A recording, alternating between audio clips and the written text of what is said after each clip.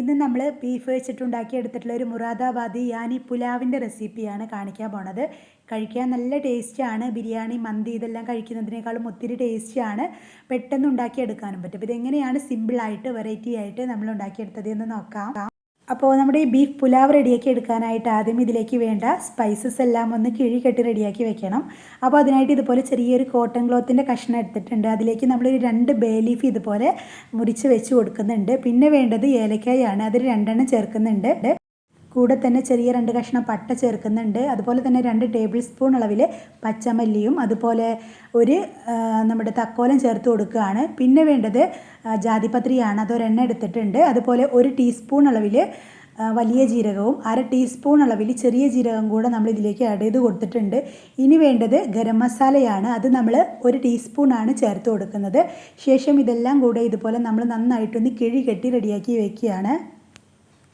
എന്നിട്ട് ഈ കിഴി നമുക്ക് നമ്മുടെ ബീഫ് വേവിച്ചെടുക്കുന്ന പ്രഷർ കുക്കറിലേക്ക് ഇട്ട് കൊടുക്കാം. അപ്പോൾ ആദ്യം നമ്മൾ റെഡിയാക്കി വെച്ചിട്ടുള്ള കിഴി പ്രഷർ കുക്കറിലേക്ക് വെക്കുക. ശേഷം ഇതിലേക്ക് നമുക്ക് എല്ലോട് കൂടിയിട്ടുള്ള ബീഫ് നമ്മളൊരു 1.5 kg നന്നായിട്ട് കഴുകി വൃത്തിയാക്കി വെച്ചിട്ടുണ്ട്. അത് ഇട്ട് കൊടുക്കുകയാണ്.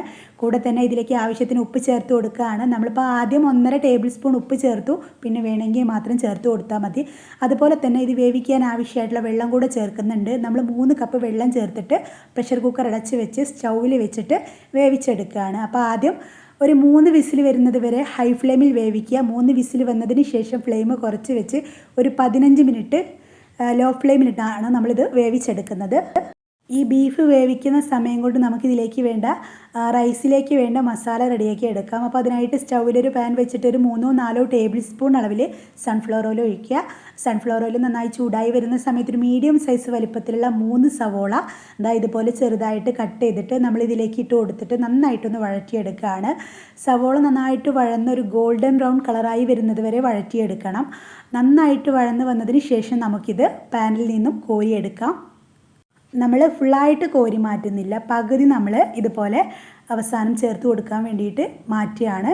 ശേഷം ഇതിലേക്ക് നമ്മൾ 2 ബേ ലീഫ് ഇട്ട് കൊടുക്കുകയാണ്. അതുപോലെ തന്നെ 1 ടേബിൾ സ്പൂൺ അളവിൽ ചെറിയ ജീരകവും ഒരു 5-6 ഗ്രാമ്പൂ ചേർക്കുന്നുണ്ട്. പിന്നെ വേണ്ടത് നമ്മുടെ തക്കോലം, അത് നമ്മൾ ഒരെണ്ണമാണ് ചേർത്തിട്ടുള്ളത്. ഇത് പൊട്ടിപ്പോയതാണ്. അതുപോലെ തന്നെ ഒരു 5-6 ഏലക്ക കൂടെ ചേർക്കുന്നുണ്ട്. ശേഷം ഈ സ്പൈസസ് എല്ലാം കൂടെ ഫ്ലെയിം കുറച്ച് വെച്ചിട്ട് ജസ്റ്റ് ഒന്ന് വഴറ്റിയെടുക്കുകയാണ്. ഒരുപാട് സമയമൊന്നും വേണ്ട, ചെറുതായിട്ടൊന്ന് വഴറ്റിയെടുക്കുകയാണ്. എന്നിട്ട് ഇതിലേക്ക് നമുക്ക് ഇഞ്ചി വെളുത്തുള്ളി ചതച്ചത് ചേർത്ത് കൊടുക്കാം. അതൊരു 2 ടേബിൾ സ്പൂണാണ് ചേർക്കുന്നത്. എന്നിട്ട് വീണ്ടും ഒന്ന് വഴറ്റിയെടുക്കുക. പിന്നെ നമുക്കിതിലേക്ക് തൈരോ അല്ലെങ്കിൽ യോഗേട്ടോ ചേർത്ത് കൊടുക്കാം. നമ്മൾ യോഗേട്ട് ഒരു 1/2 കപ്പാണ് എടുത്തിട്ടുള്ളത്. ഇതിന് പകരമായിട്ട് അധികം പുളിയില്ലാത്ത തൈര് ഒരു 1/4 കപ്പ് ചേർത്ത് കൊടുത്താലും മതി.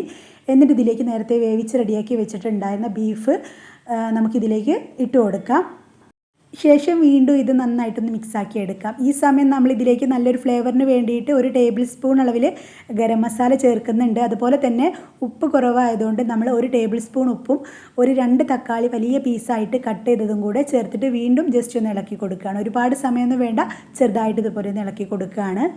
നമ്മളിതിലേക്ക് എരിവിന് വേണ്ടിയിട്ടൊന്നും ആഡ് ചെയ്ത് കൊടുത്തിട്ടില്ലല്ലോ. അതുകൊണ്ട് തന്നെ 1 ടേബിൾ സ്പൂൺ കുരുമുളക് പൊടി ചേർക്കുന്നുണ്ട്. അതുപോലെ തന്നെ പ്രഷർ കുക്കറിലാണ് ഇത് വേവിച്ചെടുക്കുന്നത്. അപ്പോൾ പ്രഷർ കുക്കറിലേക്ക് മാറ്റി എന്നിട്ട് ഇതിലേക്ക് നമുക്ക് നമ്മുടെ റൈസ് വേവിക്കാൻ ആവശ്യമായിട്ടുള്ള വെള്ളം ചേർത്ത് കൊടുക്കാം. ബീഫിൻ്റെ വെള്ളത്തോട് കൂടിയിട്ട് വേണം വെള്ളം എടുക്കാനായിട്ട്. നമ്മൾ എത്രയാണോ അരി അളന്നെടുത്തിട്ടുള്ളത് അതിൻ്റെ ഇരട്ടി വേണം വെള്ളം എടുക്കാനായിട്ട്. 1 കപ്പ് കുറച്ചാൽ മതി കേട്ടോ. ശേഷം നമുക്കിതിലേക്ക് വെള്ളം ചേർത്ത് കൊടുക്കാം. 3 കപ്പ് വെള്ളമാണ് നമ്മൾ ചേർക്കുന്നത്. ആദ്യം എടുത്തിട്ടുള്ള പ്രഷർ കുക്കർ ചെറുതായതുകൊണ്ട് കുറച്ച് വലിയ കുക്കറിലേക്ക് മാറ്റിയിട്ടുണ്ട്. ഇനി ഇതിലേക്ക് കുറച്ച് മല്ലിയിലയും അതുപോലെ തന്നെ പച്ചമുളക് ഇതുപോലെ എന്നിട്ട് കീറാതെയാണ് നമ്മൾ ഇട്ട് കൊടുക്കുന്നത്. പിന്നെ കുറച്ച് ഗരം മസാല കൂടെ നമ്മൾ ആഡ് ചെയ്തിട്ടുണ്ട്. ഇനി നമുക്കിതിലേക്ക് സോക്ക് ചെയ്ത് വെച്ചിട്ടുള്ള സെല്ല ബസ്മതി റൈസ് 1 kg ഇട്ട് കൊടുക്കാം.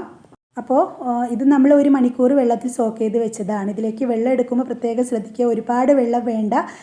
നമ്മൾ എടുക്കുന്ന അരിയുടെ ഇരട്ടി വെള്ളത്തിൽ നിന്നും 1 കപ്പ് കുറച്ചിട്ട് വേണം വെള്ളം എടുക്കാനായിട്ട്. ശേഷം അരി ഇട്ട് കൊടുത്തിട്ട് തവി വെച്ചിട്ട് ജസ്റ്റ് ഇതുപോലെ ഒന്ന് ഇളക്കി കൊടുക്കുക. എന്നിട്ട് ടേസ്റ്റ് ചെയ്ത് നോക്കുക. ഉപ്പ് കുറവാണെങ്കിൽ ആവശ്യത്തിന് ഉപ്പും കൂടെ ചേർത്ത് കൊടുക്കുക. ഇനി നമ്മൾ നേരത്തെ ഫ്രൈ ചെയ്ത് വെച്ചിട്ടുണ്ടായിരുന്ന സവോള ഉണ്ടായിരുന്നല്ലോ, അത് പകുതിയും കൂടെ ഇതിലേക്ക് ചേർത്ത് കൊടുക്കുന്നുണ്ട്.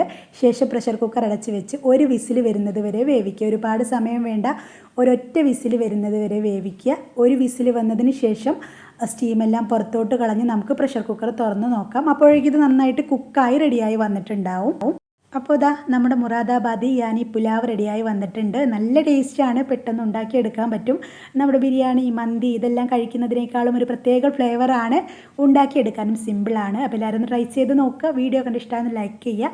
ഇതുപോലെയുള്ള ന്യൂ റെസിപ്പീസിനായിട്ട് നമ്മുടെ ചാനൽ ഒന്ന് സബ്സ്ക്രൈബ് ചെയ്യുക. Thanks for watching.